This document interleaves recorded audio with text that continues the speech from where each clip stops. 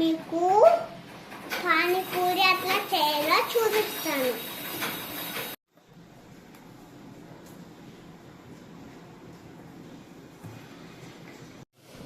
First మనం potato cut చేసుకొని పెట్టుకోవాలి.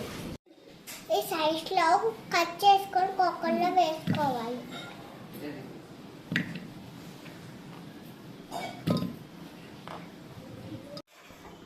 ఇది ఒక బౌల్లో నీళ్ళు వేసుకొని కొంచెం చింతపండు ఒకటి వేసుకొని నానబెట్టుకొని పొటాటో వేసుకొని 2 విజిల్స్ వచ్చేలోపు కుక్కర్లోనే ఉంచాలి.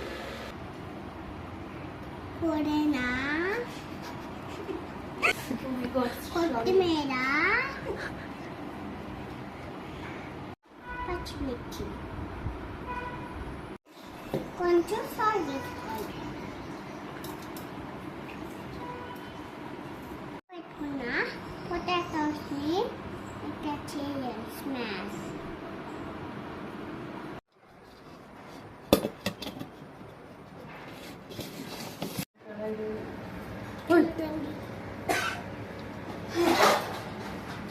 చింతపండు నీళ్ళల్లో చాట్ మసాలా వేయాలి.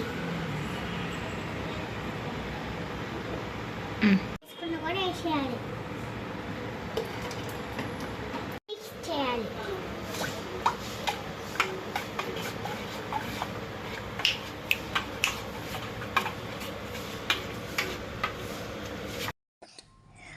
రెడీమేడ్ పానీపూరి తెచ్చుకొని ఫ్రై చేసుకోవాలి.